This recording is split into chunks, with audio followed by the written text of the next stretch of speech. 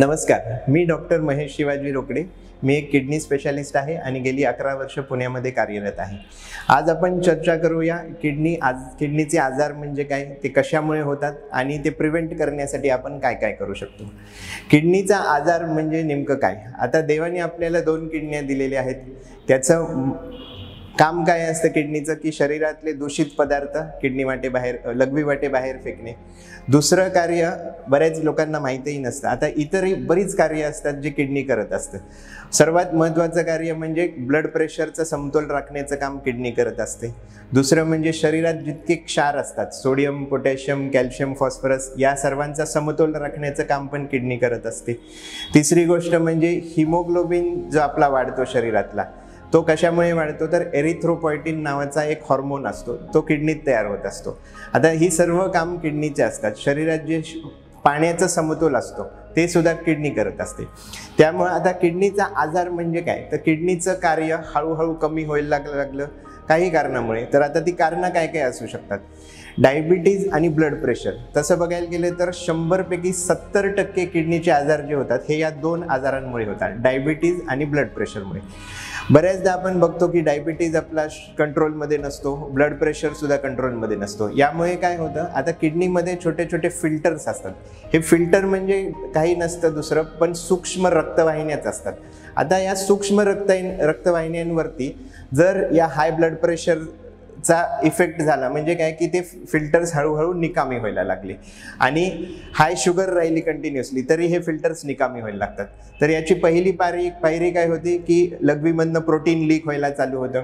हळूहळू पेशंट्सला सूज यायला चालू होती आणि मग जसे फिल्टर्स हे निकामी जास्ती व्हायला लागतात तसं किडनीचं कार्य सुद्धा कमी होतं आणि मग रक्तातली त्याचे दूषित पदार्थांची जी व्हॅल्यू असते, म्हणजे थोडक्यात सांगायचं तर ब्लड युरिया, सिरम क्रिएटिनिन, याची रक्तातली व्हॅल्यू वाढायला लागते आणि मग आपण म्हणतो की या पेशंटला किडनीचा आजार झालेला आहे.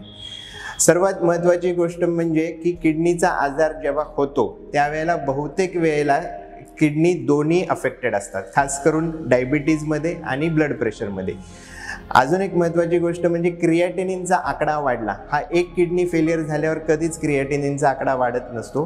म्हणजे दोन्ही किडनी खराब झाल्यावरती त्याचे फिल्टर निकामी झाल्यानंतरच क्रिएटिनिनचा आकडा वाढत असतो.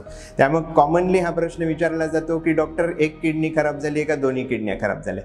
तर क्रिएटिनिन आकडा वाढला म्हणजे नेहमी लक्षात ठेवा की क्रिएटिनिन आकडा वाढला की दोन्ही किडन्या खराब झालेल्या आहेत, राईट. आता याची लक्षणं काय काय असू शकतात.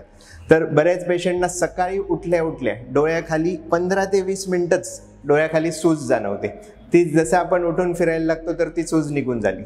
त्याच्याही पुढची स्टेप म्हणजे पायावरती सूज दिसायला लागते. बराच वेळ एका ठिकाणी बसलं किंवा चाललं किंवा प्रवास केला तर पायावरती सूज दिसायला लागते आणि मग ती सूज सुरुवातीच्या काळाला थोडे दिवसच असती, येती जाती अशी असते, पण नंतर त्याची पुढची स्टेज म्हणजे की सूज ही कायमस्वरूपी राहायला लागते.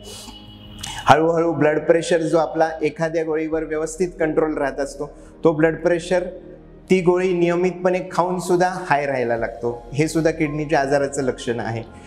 भूक हळूहळू कमी व्हायला लागते.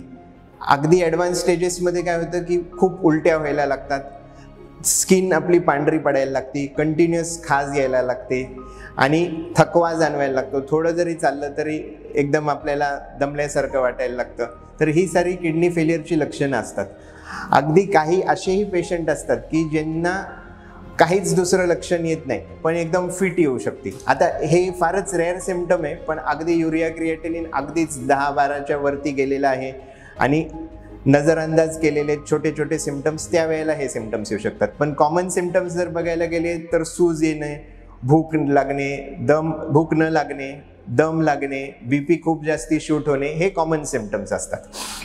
आता आपण हे पण बघितलं की कशामुळे होतात. तर आपण काय बघितलं होतं की डायबिटीज आणि ब्लड प्रेशर यामुळे बहुतांश लोकांची किडनी खराब होते. पण या व्यतिरिक्त पण काय काय कारणं असू शकतात. एक तर काही अनुवंशिक आजार असतात, ज्याच्यामध्ये पॉलिसिस्टिक किडनी डिजीज हा एक अनुवंशिक आजार असतो, ज्याच्यामध्ये किडनीमध्ये पाण्याचे फुगे होतात, ज्याला सिस्ट असं म्हणतो आपण. तर हा आजार खूप हळूहळू वाढतो, ज्याच्यामध्ये छोटे सिस्ट होतात, जे वयाच्या 30व्या वर्षी साधारण ती समजतात आणि किडनी पूर्णपणे खराब होण्यासाठी साधारण अजून 20 ते 25 वर्ष लागतात. याच्या व्यतिरिक्त काही ऑटो इम्युन डिझिजेस असतात, ज्याच्यामध्ये आपलीच प्रतिकारशक्ती आपल्या विरोधात कार्य करायला लागतात। यामध्ये एक प्रामुख्याने सांगायचं तर SLE नावाचा एक आजार असतो, जो जास्ती करून स्त्रियांमध्ये सापडतो। 10 स्त्रियांना झाला तर एखाद्या पुरुषाला होतो। पण असेही काही आजार असतात ज्याला ऑटो इम्युन डिसऑर्डर म्हणतात, ज्याच्यामध्ये आपलीच प्रतिकारशक्ती आपल्याला घातक ठरते आहे, राईट। तर याच्या वेळेत अजून काय काय कारणं असू शकतात, तर किडनी स्टोन हा खूप कॉमन आजार आहे आणि खास करून स्टोन बेल्ट्स आहेत काही भारतामध्ये। तर जिथे हार्ड वॉटर आहे, जिथे काही लोकांना खूप कोल्ड्रिंक्स प्यायची सवय आहे, पाणी कमी प्यायची सवय, अशा लोकांना किडनी स्टोन्स होतात आणि किडनी स्टोन्स आपण नजरअंदाज केले तर ते किडनीला कायमस्वरूपीचे खराब करू शकतात। अजून एक मॉडर्न जीवनामध्ये किडनी फेलियरचे एक कारण बघितलं आपण तर ते कारण काय असू शकतं, तर पेन किलर्स खाणे किंवा वजन कमी करण्याची औषधं खाणे किंवा आयुर्वेदिक आणि हर्बल मेडिसिन्स खाणे, हे तिन्ही औषधं किडनी खराब करू शकतात आणि आपण विचारही करू शकत नाही इतका जास्त झपाटीने किडनी खराब करू शकतात। तर ही झाली किडनी खराब होण्याची कारणं। आता जर एक निरोगी व्यक्ती आहे तर त्यांनी आपली किडनी जपण्यासाठी किंवा किडनीचा आजार होऊ नये याच्यासाठी काय केलं पाहिजे, तर यामध्ये सगळ्यात महत्त्वाची गोष्ट आपल्याला जाणून घ्यायची आहे की नॉर्मल व्यक्तीला तसं बघायला गेलं तर किडनी खराब होण्याचे धोके फारसे नसतात। त्यामुळे त्या व्यक्तीने काय करायचं आहे की 8 ते 12 ग्लास पाणी नियमितपणे प्यायचंय आणि किडनी फेलियर होण्यासाठी जे जे कारणीभूत औषधं असतात, लाईक पेन किलर न खाणे, आयुर्वेदिक औषधं न खाणे, इतकं जरी पाळलं तरी पुरेसं आहे आपल्याला।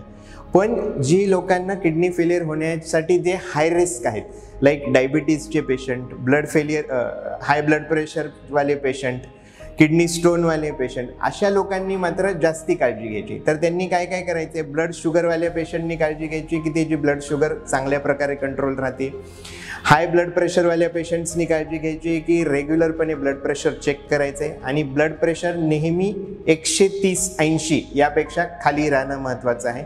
किडनी स्टोनवाल्या पेशंट्सनी काळजी घ्यायची की नियमितपणे सोनोग्राफी चेक करणे आणि कुठला खडा आपल्या मूत्रमार्गात अडकलेला नाहीये हे काळजी घेणं अतिशय महत्त्वाचे आहे। सो याबद्दल तुम्हाला अजून काही प्रश्न विचारायचे असतील तर तुम्ही कमेंट सेक्शन्समध्ये विचारू शकतात, आम्ही उत्तर द्यायला सतर्क आहोत। थँक्यू।